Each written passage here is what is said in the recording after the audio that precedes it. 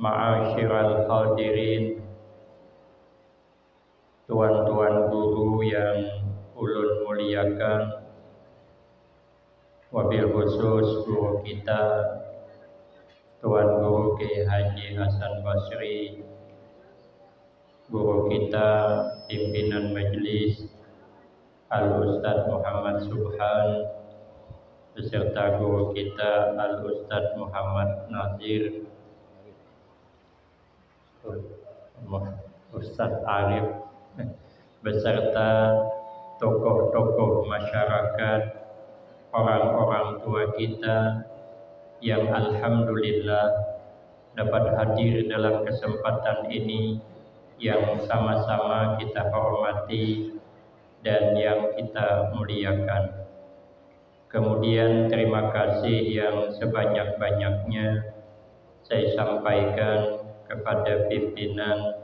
Terima kasih atas kesediaannya yang telah memberikan waktu dan kesempatan guna agar supaya dapat mengisikan dalam rangka memperingati haul orang yang mulia dan yang dimuliakan Allah, yaitu Syekh Muhammad Arsyad Al-Banjari.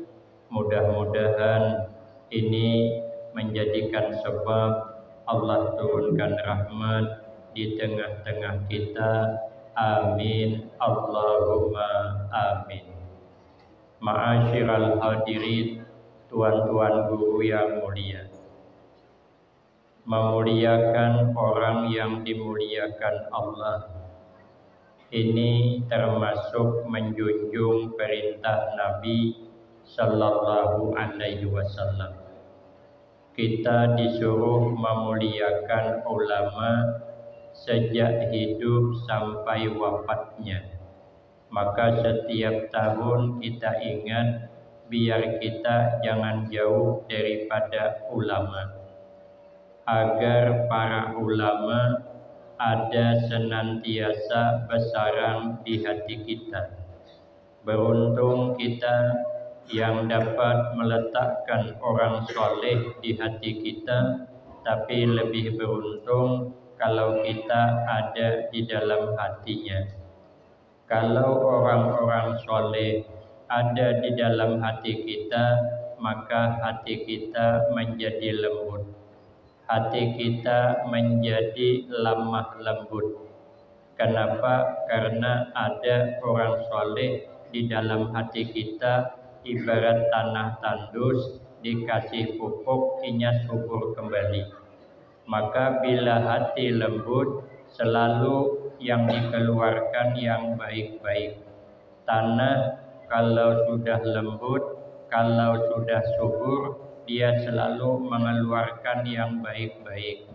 Tanam cabai, tumbuh cabai, labat buahnya karena tanahnya subur. Tanam tomat, tumbuh tomat, labat buahnya karena tanahnya subur. Kalau tanahnya tandus, tanam cabai belum berbuah, mati terdahulu. Kenapa? Karena tanahnya tandus. Maka hati kita jangan sampai keras, jangan sampai tandus. Jadilah ibarat tanah yang subur, napa aja ditanam selalu menumbuhkan yang baik-baik. Kadang-kadang ditanam pun tumbuh. Tukar kangkung, ambil pucuknya, ambil daunnya, batangnya, humbangakan ke pinggir sumur. Bulan Rajab menghumbangakan, bulan Syaban melayap, bulan Ramadan panen, makan sahur pas lauk kangkung. Kada ditanam tumbuh. Maka itu kita berusaha, kita orang awam ini jangan sampai kosong di hati kita memuliakan orang yang dimuliakan Allah. Apa pekerjaan orang-orang yang mulia? Satu, orangnya senang memperdalam ilmu agama, karena bertambat kepada hadis Nabi, menuntut ilmu dari buayan sampai ke liang lahat. Kenapa? Maka pekerjaannya senang mendalami ilmu, karena kata sahabat Ali, al-ilmu khairu miras. Ilmu itu sepaling baik warisan. Maka warisan dari Nabi yang paling baik adalah ilmu. Maka itu ulama itu adalah pewaris daripada para nabi satu. Yang kedua, pekerjaan orang-orang yang mulia seperti yang kita hauli ini, orangnya senantiasa meningkatkan amal ibadah yang fardu dan yang sunat dengan ikhlas. Menunaikan ibadah dengan ikhlas maka buahnya baik. Karena kata Nabi, wal ikhlas yuhassinul a'mal. Ikhlas itu binting amal. Ibarat kabun, baik apa tidak kabun tergantung bintingnya. Kalau timbuknya bagus, kuat, banyu masin kada masuk ke kabun, maka kabun baik. Tapi kalau bintingnya bocor, banyu masin masuk ke kabun, kabun rusak. Beramal begitu pula bila kemasukan ria, amalnya rusak. Orang beramal ikhlas itu ibarat pohon akarnya. Selama akar masih mau bersembunyi di dalam tanah, pohon kuat dan bisa berbuah. Tapi kalau akarnya keluar dari persembunyiannya, pohon rabah. Kena akarnya tercabut. Begitu pula dalam beramal ibadah. Kalau ikhlas keluar dari jiwa kita, sebesar apapun amal kita, roboh. Orang beramal ikhlas ibarat tiang wasinya. Maka itu kuat apa tidak bangunan, itu tergantung wasinya. Kalau besinya mau bersembunyi dalam cor tiang, bangunan kuat seperti yang kita tempati. Tapi kalau besinya keluar dari cor tiang, bangunan roboh. Maka setiap orang baulah rumah beton, mesti wasinya di dalam, cornya di luar.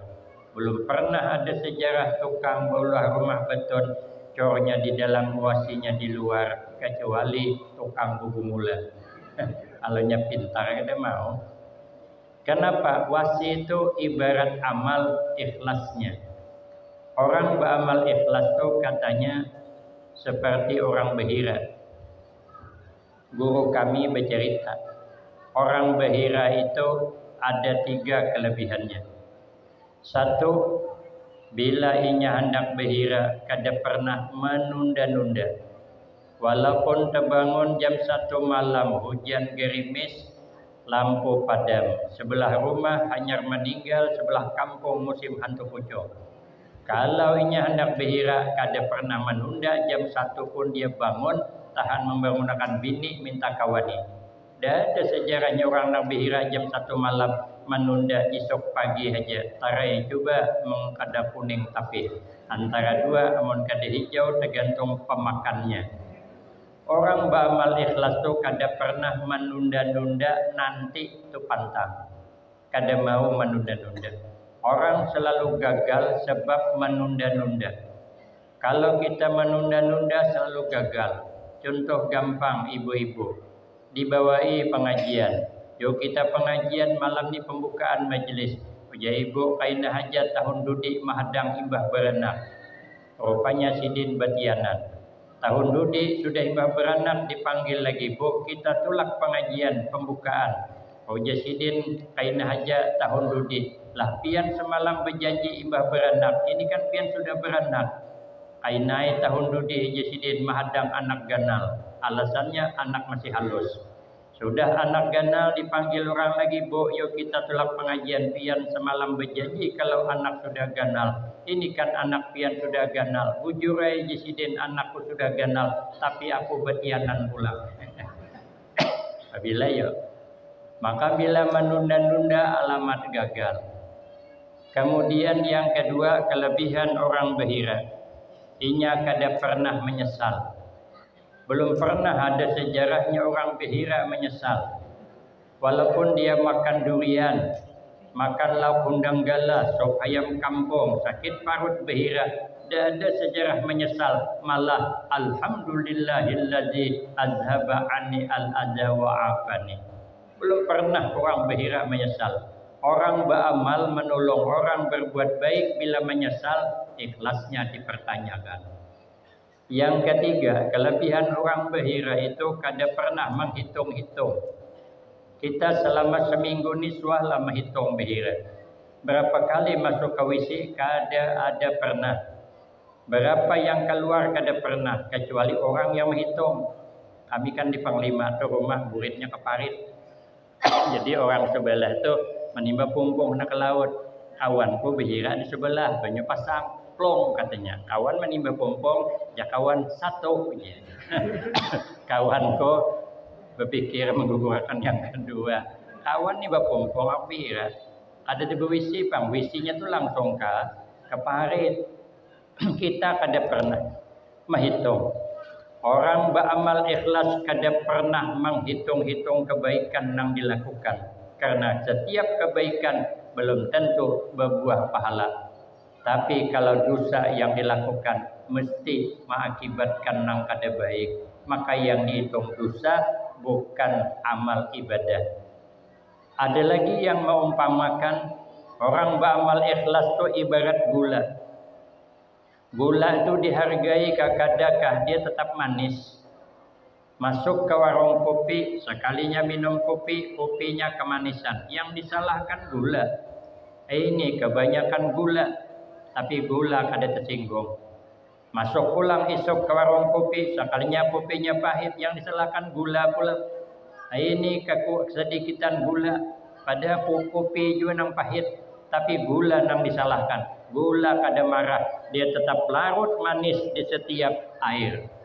Masuk hari ketiga, sekalinya minta kopi, pas kopi awan gulanya, yang dipuji siapa? Kopi, nyamannya kopi orang ini baru mantap ngopi. Padahal semalam yang disalahkan gula. Begitu giliran nyaman, yang dipuji kopi. Kena giliran penyakit, gula lagi imbasnya. Ini kena penyakit gula nih katanya. Kenapa kata gula aku dimakan disalahkan terus? Tapi gula kada pernah berubah rasa. Kalau kita nih beramal, orang kada memuji atau kita disalahkan, berubah rasa. Rasa nikmat itu berubah, maka ikhlasnya masih dipertanyakan. Maka itu orang hebat itu amalannya beramal ikhlas yang fardu dan yang sunat dilakukan. Yang ketiga, orang hebat itu mesti hidupnya tawadhu, hidupnya merendah diri, berpegang kepada perkataan sahabat Ali, kun indallah khairan nas wa kun indan nafsi syarran nas. Bagaimanapun kita tidak boleh kita merasa hebat, tidak boleh. Yang hebat pun kada boleh merasa hebat, apalagi asli kada hebat atau manggilnya. Karena hebatnya kita tidak terlepas kerja sama orang lain. Jadi penceramah ada boleh merasa hebat. Kenapa? Karena hebatnya ceramah, karena ada yang mendengar. Kalau ada yang mendengar, mana hebat ceramah? Ulun disuruh ceramah di sini sorangan, orang bulikan berataan. Ulun bertinggal ceramah sorangan. Bebungulan. Biasanya dibawakan kawan tali. Ini kawan kada hanau gula, kada ranyau gila antara dua aja. Berarti hebat kita tidak terlepas kerja sama orang lain. Kenapa gulai nangka hebat? Karena ada kerja sama bumbu. Amun bumbu kada kerja sama, mana nyaman gulai nangka. Maka walaupun nangka dipuji disanjung, tapi nangka kada boleh merasa hebat. Kalau dia merasa hebat, tersinggung, garam jadilah berbahaya. Kata garam, hai nangka, kalau kau merasa hebat sendiri, maka kami garam sungguh tersinggung. Mulai saat ini, detik ini, kami garam menyatakan keluar dari persatuan gulai nangka. Nah, kayak apa rasanya? Maka itu, kata Tuan Syekh Abdul Qadir Al-Jailani radhiyallahu anhu, andai kata kita bertemu dengan seseorang, pandang kelebihan orang itu. Kenapa? Karena sekurus-kurus ikan pasti ada dagingnya. Tapi perlu disadari, selamak-lamak ikan pasti ada tulangnya. Kadang-kadang ikan lamak tulangnya karas pada nang halus tadi. Kalau inya kurus, dagingnya pasti ada, tulangnya pun lembut. Tapi kalau dia gemuk, tulang mesti ada. Maka itu kita tidak boleh merasa hebat, pandang kelebihan orang lain. Kalau kita nih bertemu dengan dosa jauh, dalam kitab Hidayatus Salikin, bertemu dengan hewan aja kita pandang kelebihannya, biar kita nih kada merasa lebih hebat. Bertemu hayam, kita kada lebih hebat dari hayam. Hayam itu ada punya kelebihan yang kita kada sanggup ikut. Apa dia kelebihan hayam? Hayam itu kalau sanja anaknya dikumpulkannya, iritnya bawanya ke kurungan. Makanya kada pernah anak hayam berkeliaran malam. Pernah dah kita melihat anak hayam berkeliaran di malam tahun baru. Anak siapa yo yang berkeliaran tuh? Kalah kita dengan hayam. Hayam itu kalau inya pagi semuanya bangun. Buka kurungan hayam tuh. Mana ada yang melandau? Yang kita makaam sampai bermirik. Hadapan kamar itu bermirik. Apa miriknya? Kamar Pargom, Persatuan Guring Melandau. Nah, coba parahnya. Ada kalau dia apa lagi? Aku mau yang kusimbur kok. Seimbir satu orang. Saya hampir menyimbur di Al-Baqiyatus Shalihat tuh. Suatu saat saya mencibuk banyu, rupanya tercibuk ikan sapat. Jadi ulun simbur nang satu, nang sikung guring tanganga, sapat melacung, terbuat kemuntongnya. Untung kada pepuyuh. Kalau pepuyuh bisa berserusuk, dikeluarkan kada kawa, masukkan kada kawa. Imam operasi anak orang, imbah toko taubatan nasuha, kan sudah menyimbur lagi. Nah, Ustaz Yasa ada tahunya. Ayah apa saya menyimbur, kalau imbah itu ada lagi apa? Sebab ada pernah tercibuk ikan sapat. Baru terpikir ulun, untung kada tercibuk ular lipas. Berarti kita kada lebih baik daripada ayam. Maka itu kalau bertemu dengan orang di bawah kita, jatuhan syekh, kita perlu berpikir, kita ini kesudahannya baikkah atau dia kesudahannya mungkin lebih baik dari kita. Ada kisah. Berapa kisah nih sampai lagi. Ada kisah di zaman Nabi Isa alaihissalam. Rupanya di zaman itu ada orang ilmunya banyak, amalnya bagus, kemana-mana dihormati orang, nyaman dilihat. Lalu ada preman ahli maksiat, orang pendosa, melihat orang hebat ini nyaman. Ini kata orang ahli maksiat, ini di dunianya nyamannya kayak ini, kayak apa di akhiratnya. Lalu nya sedih, kita ni banyak dosa, orang mengawani kada mau, kita berparakon kada nyaman, karena kita banyak dosa, kita ni kotor, hina, tapi nya berdoa berdua menangis dia, ya Allah jangan kau ambil kami kecuali dalam keadaan baik, dan kami ampuni dosa kami ya Allah, dan masukkan kami ke dalam surga. Orang berdoa merasa hina, rupanya menembus ridha Allah, sehingga dikabulkan Allah. Makanya bila kita berdoa, kita merasa hina, nyaman yang kita pinta, mudah-mudahan dikabul Allah. Sekalinya yang orang hebat ini tadi melihat periman pendosa tadi ada bergana di higa pohon pisang dari kejauhan maintai, lalunya berdoa, kesiannya orang ahli maksiat nih. Ya Allah, kalau saya mati ya Allah, jangan kau kumpulkan saya dengan dia. Dua-duanya dikabulkan Allah. Akhirnya yang ini pendosa diterima taubatnya, ujungnya masuk surga. Nah ini minta jangan dikumpulkan. Lah orang di surga terpaksa pergi share. Jatuhan guru bakhit, abah guru berabai. Ada hamba Allah yang bisa masuk surga sebab dosanya. Ada hamba Allah yang masuk neraka sebab amal baiknya. Inilah contohnya, karena dia merasa berdosa, bertaubat dia, minta ampun kepada Allah, lalu diterima. Yang satu merasa selamat, merasa hebat, bisa mengantarkan kepada jalan yang tersalah. Maka itu kita menyambut bulan Syawal ini, mari sama-sama kita merendahkan diri, merasa salah, mohon maaf lahir dan batin. Sesuai dengan hadis Nabi, ittaqullaha wasilu arhamakum.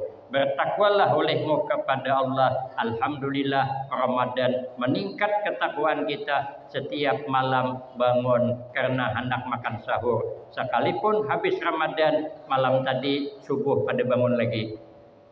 Itu namanya kurap lama bersemi kembali. Aturan ini sudah sebulan tuh bangun malam terus akan naik, cuman gisir sedikit. Kalau Ramadan kita bangun jam 3, nah di luar Ramadan jam 4 barang. Jangan putus. Karena bila putus ya tadi kurap lama berbulik basah. Orang cinta lama bersemi kembali, awak kurap bersemi kembali. Alhamdulillah meningkat. Wasilu arhamakum. Maka bulan Syawal ini pereratlah tali persaudaraan di antara kamu. Perkumpulan kita malam ini untuk saling mohon maaf lahir dan batin minal aidin wal faizin, walaupun terlambat daripada kada lalu. Supaya kita tidak ada sangkut paut lagi sesama kita. Kalau di Banjar itu setiap bertemu mesti minta rela, minta rida, minta rela, minta rida. Kami mengumpak ban mobil mengumpak, sudah mengumpak, oja dibayari, oja nang dibayari, minta rela ulun, minta rida. Aku tanya, kenapa maka begitu kan? Di mana salahnya begitu? Anu guru ai katanya, kan ban mobil tuh katanya nang tadi orang mengumpak misalnya anginnya 20, ini tambah jadi 20 jadi 40, dibayar 5.000, nya kita tadi anginnya 30, lalu kita nambah 5.000 juga, kekurangan angin tuh minta rela supaya jangan ada sangkutan. Nah, bila kita hendak makan, imbah bayar makan, minta rela, minta rida. Makanya kita biasakan demikian agar di antara kita jangan ada sangkutan nanti di hadapan Allah Subhanahu wa taala, sehingga kita selamat dunia, selamat akhirat, husnul khatimah wassa'adah. Amin Allahumma amin. Ini saja yang dapat ulun sampaikan. Minta maaf lebih kurang. Wabillahi taufik wal hidayah. Wassalamualaikum warahmatullahi wabarakatuh.